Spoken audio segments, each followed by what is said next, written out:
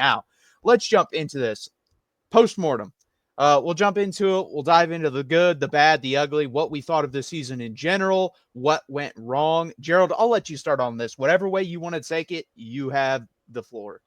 We talk about it a lot on this channel. Like, you have to be able to hold multiple thoughts in your head at once, right? Like, we have to be able to understand the nuance of where we're at. Because let's be honest, like, Texas won 13 games this year. 13-3 is a really successful season, right? Texas competed for the SEC championship, right? They were in the SEC championship game. They beat OU. They beat A&M. Like, going into the season, I had it as a 10-2 or 11-1 regular season, and they hit that mark, and they've exceeded it. They made it to the semifinals for the second time, right? They're in the Final Four for the second consecutive year. They actually won some playoff games this year.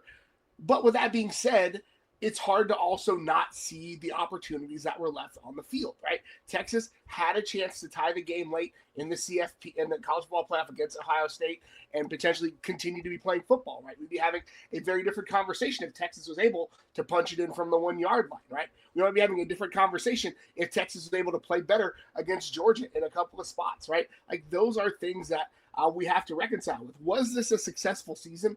Absolutely, right? When we talk about is Texas back, like, what does it mean for Texas to be back, right? But using the meme, Texas being nationally relevant later than all of its peer competitors is Texas being back, right? Texas has now been in the college football playoff twice, right? They have more playoff wins than Oklahoma. They have more playoff appearances than A&M. They have more SEC championship appearances than A&M in one season, right? Texas is in the right spot. That being said, right, we can also say that we left meat on the bone. Yeah, 100%. I'm the same way. I think you know what the issue is because the season has ended the exact same way back-to-back years. You have lost in the red zone on 4 straight plays, both times. It's that simple. To me, this team, if they get the red zone issue solved, and I don't mean being ranked in the top 10. I don't even mean being ranked in the top 25. Can you be the 50th best red zone offense? If this team if this team this year was the 50th best red zone offense, we're talking about being in the national championship right now. I really believe that. But it's something that's reared its ugly head many times, and it's something I got heat on for the channel for speaking. Texas fans jumped all over me because after the Mississippi State games, a lot of this stuff came out because that was like the first real test other than Michigan, but SEC competition that we faced. And I saw these things pop up and I'm like, okay, these cannot be popping up here because if they pop up versus good competition, good SEC competition, we're going to lose football games. And I said, if we play Ohio State, Georgia, those teams, we'll lose. What do you know? We played Ohio State and Georgia. We lost to both of them. And that's the reason, like, when you see a red flag, you cannot ignore it, guys. I don't care who it's against. If you're playing, like, let's say Southern Miss next year, I don't know if they're not even on the schedule, but just an example. And you get stuffed in the red. Yeah. You get stuffed in the red zone. That should be a red bell or an alarm bell going off in your head of, oh, this might be an issue versus better competition, because it shouldn't be an issue versus lesser teams. It shouldn't. Now, there's some other things that this team can do better, obviously procedural penalties and stuff of that nature. But even if they were just like the 50th best red zone offense, I think they're so talented, they're able to get away with those things. I really believe that. I mean, for God's sakes, we were in a 1-score game with the best team in college football at the 1 yard line, about to force overtime last year versus Washington. Again, we did not play a good football game, and somehow that game was close enough, and we're getting 4 plays from like the 12-yard line. So that's what I'm saying. That needs to be the number one thing cleaned up on this staff is red zone. I don't care about anything else. I really don't. If the fall starts stay the same, but we get better in red zone, we'll win more football games. If you're going to continually be this bad in the red zone, then you literally have to be perfect everywhere else. You cannot have you have no margin of error anywhere else on this football team. But the easiest thing is just solve the red zone. Now, again, that's going to be harder said than done. I think there's definitely some things that can help this team. Something watching the NFL. I'm a Broncos fan. Unfortunately, they got their doors blown off by the Bills. I was kind of expecting that Bills are a much better football team, but I watched Josh Allen 1 yard to go situations, automatic, push him every time, pushed him. Guess what, guys? Arch Manning, like size-wise, him and Josh Allen are about the same. If that is not in the playbook next year, where he literally just lines up and we push him over the line, we have failed. That should be literally, if it's 1 yard to go, that should be the play every time. And I understand why it wasn't in this game because, again, he fumbled in that Clemson game and he probably doesn't take many reps under center. But I saw you want to jump in there, Gerald. I'll let you hit on that too. No, I'm just gonna agree with you, and I want to bring up some stats. If you look at the red zone performance year to year to year to year, technically Texas' worst year to Steve Sarkisian was actually their best year, and it's declined every year. And the thing that kind of shocked me when I looked at the stats, between last season and the season before, so like the year that Texas lost Bijan Robinson and Roshan Johnson, almost a 10% drop off in red zone percentage. Those dudes were carrying this team across the red zone. That Roshan Johnson red zone, that Wildcat package, Bijan just being Bijan, right? Like that has something that's got to change. And I don't know if they're like, I think there are two separate problems. Like one, I think there's the play calling problem with Sark, and we'll talk about that, right? Like if you're going to bring in the heavy package for one down, just spam it and go all four downs and just do it, right? Just do it. It is what it is, right? You knew that it was an option, do it, right? But the other thing is like, there's almost like a mentality thing, I think, with the team, and I don't know what it is, because like really when there's 1 yard left to go, that is a mental thing. That is a between the ears. That is a who wants it more. Low man wins. I'm going to move you off the ball before you can move me off the ball. And they're those two things, and I don't know how you solve either of them, right? Because Texas is not as mentally soft as it has been in the past, right? Again, they were able to answer 2 weeks ago against Arizona State. They almost answered again against Ohio State this week. It's like that's not the same mental fragility that we've seen in the past from Texas teams, but there's still something there when you have 1 yard to go and you're going to let a safety get lower than you offensive lineman. You're going to let a safety blow you up in the hole. Like that cannot happen. And as much as coaching can solve it, that's also something that players have to get between the ears.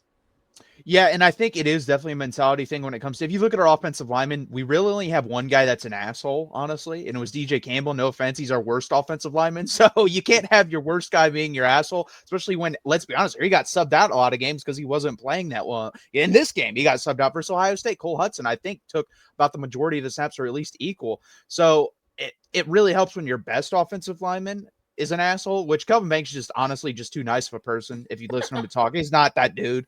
So, and I'm not going to hate on him because he's probably the best or second best offensive lineman to ever play at Texas. So definitely not going to have anything bad to say about him, but definitely mentality, I think, is one of the things. I think play calling is part of it. And I do think Quinn Ewers has some blame there because his arm strength just isn't what it was at the beginning of his career. And I don't know if it ever will be. That's going to be interesting when he does go to the NFL, how that holds up. But I think those are the three main things. And it's the biggest thing holding this team back. Because again, to me, guys, I tweeted this out. If they figure that out, they are going to start destroying teams. We're talking 2020 Alabama type stuff, because in between the 20s, easy work. We move the ball versus everyone in between the 20s. It's literally in the red zone. That is the only thing holding this team back, in my opinion, from taking that next step and winning a national championship and at least getting there. And that's the thing too. I saw a video today. Not going to shout out the podcast. I watch it sometimes. The guys frustrate me, to say the least. They're a national podcast.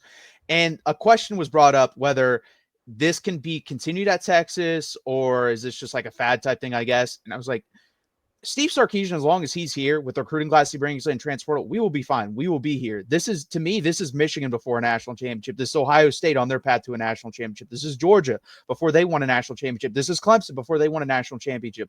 Other than Nick Saban at Alabama, it was I believe the average was like year 6 or 7 for those teams to win a national championship with that head coach. We're in year 4, so we're fine. If we get to like year 8 or 9, fine. You want to draw some concern from that? Fine. But we still have like 3 to 4 more years before I'm even getting close to getting concerned here. It will happen. You just got to be patient. And Nick Saban has like broken the barometer on what we consider a successful program, right? Nick Saban is one of one. Like the best coach after Nick Saban, Kirby Smart, had a fall off after a couple of years, right? They won a couple. They haven't won one in 2 years, right? So like we have to recalibrate our brain that like that run of Alabama is probably never going to be repeated in college football. It's just not. It's not how it normally works. Nick Saban is a one of one. The way that he has built that program and the way that he ran that program is not going to happen anymore because of NIL, because of the way the transfer portal works, right?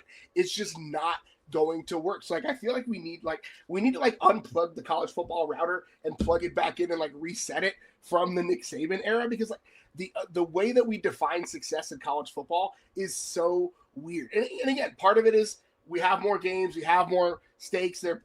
Players are being compensated, right? But like we have to understand, like the best programs historically have been really good, like 2 of every 4 years, right? That's just how cycles work. It's how development works. It's how those things work. And Texas isn't having the mass exodus that a lot of top programs are having, right? You're seeing players leaving Georgia and Alabama and all of these other schools, right? Texas isn't having that. So, and there probably will be a bigger bump post spring, just because they're effectively still on like playing football when classes started. So like they're going to have probably a bigger number in the spring window, but you're not seeing a big mass exodus. So like the way Sark is building this program, there's a lot of continuity, and continuity in any sport is the way to win. Yeah, I'm trying to think of I think Sadir Mitchell legitimately might be like the biggest guy that factored in that's transferred out from Texas in Sark's tenure here. Like, I don't remember a guy transferring out like, man, that guy was going to be a starter even in the 2 deep rotation. There really aren't those guys. Savion Red might be a guy who would have gotten some run this year, but that's situational. Honestly, he would have helped. He would have helped. I would have loved to see. I'd have loved to see some Savion Red Cat this year. I'd have loved to see some of that for sure. Yeah, so now, yeah, that one hurts. I totally forgot about that. But yeah, it's weird. He probably would have only played like maybe a play or two a game, but he could have been really useful for this team, honestly. But it is what it is. Like, I agree with you, Sark, that we haven't been doing that here. Darrell says we saw the best and worst play calling from Sark in this game. The 4th and 1 play call is incredible. Meanwhile, the second goal was horrific. I don't think it was as bad as everyone's saying it is, but it was not a good call. I agree. And the problem I have with it is, you know what the strength of Ohio State is. And here, Gerald, I'll just ask you this question. You don't know what the right answer is, but I guarantee you give it to me. What were Ohio State linebackers and safeties doing all night long? I mean, they're playing sideline to sideline. They're crashing. They're anticipating the run. Like, they're just so darn fast. Like, there's no 2 ways around it. And Caleb Downs read that play from, I don't know how, but like it was like a freaking rocket ship, a torpedo. Like, he just crashed the run. He got there damn near when the ball got snapped. Like, it was ridiculous. No, and that's what I'm saying. They were so aggressive that, to me as a play caller, if someone's going to be that aggressive, you know what'll work there? A fake toss. If he fakes that toss and curls out to the right and has someone running that way, I think it's a touchdown, because they're so damn aggressive on defense. They come downhill. And when you, as a play caller, you should realize, oh, they're so aggressive. Let's use that aggressiveness as our advantage, not their advantage. And he did that in some instances, but that instance to me didn't make any sense because, like you said, they're crashing downhill all night long. I think it's that second and goal was, I think, more egregious because they had just brought the heavy package in. And like, I know you got stonewalled, but like it's a simple math thing for me, right? You have 1 yard to go forward. If you go sideways, you got 5 or 10 yards to go, right? It's just like 1 yard is shorter than 15. The shortest path between 2 points is a straight line. It's like, I never understand going sideline to sideline on the goal line. Like, I just don't get it. Yeah, I think honestly there were only, like, looking back on it, I did not think this at the time, but looking back on it, I think there were 2 play calls that would have scored. I think if you ran like some fake play off a run and threw it, I think you might have scored off a bootleg type thing. And then honestly, a pop pass from Arch, I think that 100% would have scored. Him faking to run it and just little Tebow thing, that would have scored. They're so aggressive. They would have come downhill on that and we would have scored up. But that's 50-50. But I do expect they better have some plays like that with Arch Manning. You have a whole offseason to work on it. You better be running the Jalen Hurts, Josh Allen package in the NFL with Arch. He has that type of body. He's not going to get hurt. I mean, my God, Lathan Ransom destroyed that man and he got up. He seemed fine. Maybe he was in concussion protocol. I know there was that, but overall, like, he got up right away. He's I think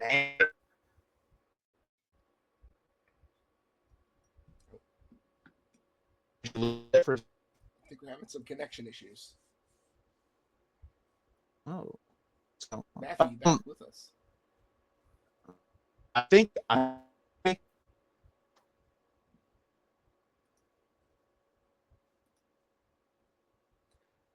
we're having some connection issues with Matthew, or maybe it's me. One of us is scrambling right now. So, yeah, we just lost Matthew for just a minute, but he'll be back. But I agree with what he was saying. I've been calling for an Arch Manning pop pass for the entirety of the season, right? I would love to see that rolled into the season. And again, we're going to see it's going to be a completely different view next year because, well, He's not going to be the backup. He's not going to be the situational quarterback. He's going to be the starter. But Sark, the two ways that cuts in my mind though, because Sark doesn't love to run a quarterback run. Like now if a quarterback scrambles or if it's an RPO situation or a zone read situation, but like he's not a QB run kind of quarterback because it's an easy way to get your quarterback hurt, right? So there's ways, there's something that we have to have in our mind, like we have to remember that, like, yes, Arch is more mobile, but I don't imagine Sark just philosophically changing that about how he runs a football team and how he runs an offense. So to me, like, we have to take that with a grain of salt. And now somebody could be watching this 6 months from now and comment like, hey, Sark has completely changed the offensive philosophy and is running a lot more zone read and Arch is running the ball more. I don't anticipate that happening, but we have to just like temper our expectations with that. Well, I wait for Matthew. I'm gonna die on a hill for a second. Yeah, Matthew, you back with us? I think I am. We'll see. My Wi-Fi was acting up there for a second, but yeah, I agree. We just have to figure out something with the Arch Manning thing. Obviously, you have a whole offseason to work on it now, so I think we'll be fine with whatever package we decide to roll out. I wasn't a fan of what we did with it for the most part this year. It caught A&M off guard clearly in that game, but after that, I just wasn't a fan of it. But overall, let's jump up some positive things. So the pass defense from last year to this year was like in the yards per pass. I believe we were somewhere in between the 90 to 110 range. We jumped up to top 5 in the country in that. We were phenomenal. Now, was the competition great? No, but even when we started to play better competition, yards per pass was still pretty damn good. I mean, Sam Levitt, I think, was like 4.6. Cade Klubnik and Will Howard were like 7.8. But again, they have good weapons and they're good players. So you don't expect to hold those guys like 4.5 yards per pass or anything like that. But overall, I think we've held, or definitely Will Howard, to his worst performance that he's had at Ohio State recently. Yeah, and if you had told me going into the game, like Jeremiah Smith has 3 yards, I think Texas wins by 1 billion points, right? Like they execute outside of like one play, they executed the defensive game plan they needed to win. They put together, like, in any modern football situation, holding a team with that type of offense to 21 points should be a win, right? That should be a win for any offense. And like I'm already like even like I'm looking back at both this year and last year's team to a lesser extent, but still, like, it's going to be wild to look at the number of players on either of these teams that have long, productive, high-value NFL careers. And, like, how did Texas not win a national championship with these defenders, right? It's just absolutely insane. I want to pull up the numbers. It's, the numbers aren't finalized because there's still another game, but, like, 15.3 points per game they averaged. They were number 3 in opponent adjusted defensive efficiency this year. Number 3. They were number 1 in points per drive, number 2 in yards per play. This was an elite championship level defense, right? And we have like Pete Kwiatkowski continues to prove that like he is, if not the one of the, like he's top 3 and probably not 2 or 3 defensive coordinators in the country. Right, like Guy is absolutely killing the game. He's got a ton of talent. They're going to lose some talent this year. Obviously, Makuba's gone, Barron's gone, Benda's gone. Gilbo is probably still evaluating his options. But you're going to get Anthony Hill, Colin Simmons back, Michael Taft back. Probably he's a guy who could go, but I think he probably comes back.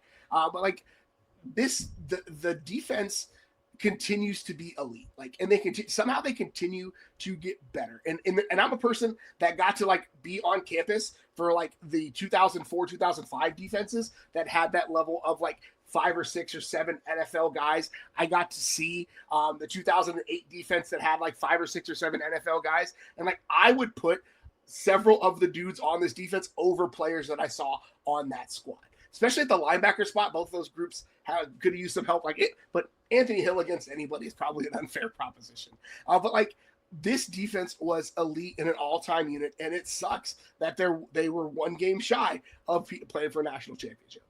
Yeah, and that's the thing. I think they're going to be really good next year. I really think at this point, I think Trey Moore, and we'll get into that later, but I think Trey Moore is probably, at what I've heard, probably going to come back. I think Gilbo will come back. Taft is leaning to coming back, and so you're really only having to replace Jahdae Barron and the 2 guys up the middle. I'm more worried about the 2 guys up the middle, honestly. I will say Manny Muhammad played really well in this Ohio State game. Like, this was definitely a bounce back game for him. So maybe it's more of a concentration thing for him, and is just like he doesn't feel up to it some days. Other days he does, which is an issue. You definitely got to get that solved. But this team has a lot of talent. I'm excited. You got Kobe Black, who I think has a lot of upside, who probably slides in there as your second cornerback. And I think the continuity on defense will be a big thing too. You have a lot of guys coming back, and I think just based off that, you'll be in the same realm. And it's weird. I think overall next year's team is probably a little bit more talented, but there's a lot less starts just on both sides of the ball. There, especially on offense. So that's gonna be interesting. It is going to be a very, I think, uh, inexperienced. They may not be young because you've got some guys that will be like second and third year guys, but haven't had a ton of starting experience stepping in. Derek Williams is another guy who's going to come in and probably sub in for Makuba as he cycles out. So there's a lot, like you said, a lot of talent. It's going to be a very unproven team. I do think next year may be more offense heavy than this year's team was, but again, that's not a far leap to ask from them. And I take that shot, but they were a top 15, top 20 offense. It's just in the critical spots, in the red zone, in the moments that really mattered. It just felt like they shriveled up and turtled up. So I'm curious to see what it looks like with Arch back there and with CJ Baxter back, with those guys healthy. That's something that really we have to keep an eye on. And another one again, Isaiah Bond, haven't gotten a decision from him yet. Likely probably going, but Matthew Golden said he was going first, so maybe that has an impact on it. Matthew, you back with us? Hopefully you can hear me. If I'm having issues still, can you hear me? I can. Okay, good. Yeah, I know my Wi-Fi keeps going in and out, but yeah, interesting about the Bond thing because there's a report that there were like 3 or 4, I guess, guys on the team that weren't gelling with the whole team like we thought they would. Johnson Cook being one, we saw he's gone. Isaiah Bond being the other, and then there was another guy that I never got the name of, but it's going to be interesting. I don't know if Isaiah Bond honestly is even welcome back at this point from everything that I've seen and heard. So we'll see. I think there's if I'm having to rank what happens to him, I'm thinking NFL, transfer portal, and then Texas. Tough to see. Yeah. I would have loved for Matthew Golden to come back, but at this point, he's ranked as the 8th best wide receiver in this draft. You got to go. That you're going in the second round at that point, and I don't think with the talent we have in that room, I really don't think he gets elevated that much more. I would have loved to have him, but I can't say enough good things about him. And there's not much he can do to improve his stock at this point, right? The last 3 games have done so much for him. There's nothing he can do to improve. No, and if he doesn't get hurt in that Ohio State game, we're probably talking about a guy that had 3 out of the last 4 games over 100 yards receiving. So if he doesn't get hurt, he's the first player since Jordan Shipley to have 1,000 receiving and 10 touchdowns. That's what it is. Wow, that's crazy. Yeah, I know Xavier Worthy, I think he had 1,000 yards receiving one year, but he never had the 10 touchdowns, did he? Texas had 1,000-yard receivers. They've had 10 touchdowns, but nobody's done both since Shipley. That's really impressive for him. Yeah, he's awesome. It's going to be interesting where he goes. I think he's going to have a long career wherever he goes. I don't think he's ever going to be like a 1,200-yard receiver in the NFL or anything like that, but I could see 600 yards a year, 5-6 touchdowns in a decade-long career. He'll stay around for sure. He can use some improvement in blocking, but he's not a terrible blocker. Good pass runner, good route runner. He's got enough speed. He likes to attack the ball. He's got what NFL teams want. And then also, I want to shout out this guy, David Benda. Came back. He could have gone to the NFL last year as probably a 5th or 6th round pick. Decided to come back. Didn't know if he was going to start. Started for some of the year and then got replaced by Leon Lafau. And never heard anything about him. He's always been positive, always goes out to the media, has a really good game versus Ohio State, has the interception, has that big play on 4th down for the stop or 3rd down. And he's just been a great teammate, a great ambassador for the University of Texas, and a good football player as well. So nothing but luck to him. Yeah, 60 tackles on the year, I think. Dude, he came out, he did what he was supposed to do, did what he asked to do. And I think he's a guy who improved his stock. He's not going to be a 1st-round linebacker, but I think he's gone from a 5th, 6th-round guy to a 4th-round, 5th-round, early 5th-round guy, which is money in your pocket. Yeah, I think he can hang around special teams. We see that all the time. He's a very good special teams player, and a guy like that, he's going to be a good locker room guy. Yep. You can make a lot of money doing that in the NFL. Yeah. So props to him. It'll be interesting. But those are the guys. Some of the guys that have left. I think we've let's see. We haven't talked about Quinn Ewers. We have to talk Quinn. I'll let you start on that. Because they're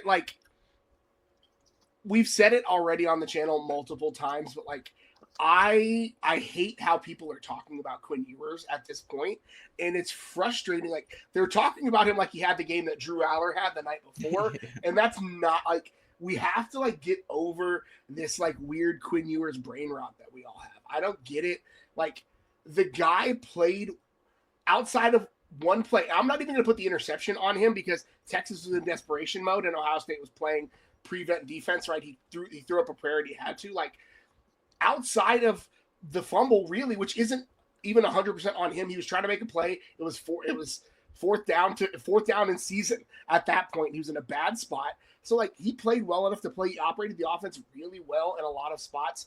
The lack of running game cost him, but like we are going to look back, and I hope people are going to feel bad about how they've treated Quinn Ewers over the last couple of years, especially with Arch Manning back there. If the guy's name is Arch Smith, I feel like we have this weird, we have a different mindset about it. But like Quinn Ewers is among the elites in Texas history in most statistical categories: completions, total yardage, touchdowns, 300-yard games. One of only 5 players to have multiple 300-yard games in his career. One of like 6 people to have a 400-yard game. Like, dude has been one of the best quarterbacks in Texas history, and the best quarterback, in my opinion, since probably Colt McCoy was on campus. I'll give somebody, if they want to argue Ellinger from a production standpoint, but like Quinn Ewers has done things for Texas football that we needed, and I don't think Texas football is where it is with a different quarterback. If Quinn Ewers decides to stay in Ohio, or if he decides to go to Texas Tech instead of Texas, like was rumored when he came down after he decided to transfer, like I don't think Texas is where they are right now. I think a lot of it hinges on what Quinn Ewers is able to do and the continuity he provided for 3 years to allow Sark to build that quarterback room, right? To build that room up to where it needs to be, to where he wants it to be, to have 2 years of Arch, and then 2 years of KJ Lacey, and then 2 years of Dia Bell, right? Texas is going to be able to have a factory of guys, and that rests on Quinn Ewers' ability to be a tough son of a gun. Like, that dude played hurt all 3 years. He's played through injury. He's come out there. He's given it his everything. And like, I just wish people would get over the fact that Arch Manning is behind him for a second and take Quinn Ewers for Quinn Ewers, right? Like the guy has had one of the most productive careers, and this is going to make people mad. Same number of championships as Colt McCoy, right? Same number of conference championships as Vince Young, right? Vince Young, 1 conference championship and a national championship. Colt McCoy, 1 conference championship, no national championships. I'm just saying, like, and I'm not saying he's as good as Colt McCoy. Colt McCoy, legendary status. There's only 2 quarterbacks that go by one name, like VY and Colt. But the way Quinn Ewers is treated is frustrating for me. No, I completely agree with everything you said. And in that game, particularly versus Ohio State, like other than the first half where he walked in my opinion, 2 sacks. Yeah. Like that's it. That's the only blemish I see. The fumble's not his fault. Cam Williams got destroyed on that play. Yeah, terrible. The interception at the end was not his fault. He has to do it. And then the fumble also, Cam Williams got destroyed. Cam Williams played a terrible game versus Ohio State. We didn't say that, but he did. But overall, yeah, he should be loved at the University of Texas. At worst, he's the 4th best quarterback at the University of Texas. People can say what they want. Do I think Arch Manning is more talented? Yes. But do I think he was ready to play? No. And that's the thing too. There's already going to be people I know. Arch Manning's probably going to have a really good year next year, and I'm hoping he does. They'll be like, well, so you should have played last year. No, he's not the same player. So, yeah, Quinn deserves all the love, all the credit. He's done a really good job here, as well as just this class in general that's going on in the NFL, whether they're seniors, juniors, or whatever they are, redshirt sophomores. They did a really good job at Texas. You know, they're the first class to bring them back to relevancy. This next couple classes, it's going to be those classes will be remembered if they push them over that mark and start winning championships. Yeah, I mean, this group has left the place better than they found it, and there's no 2 ways around it. 100%.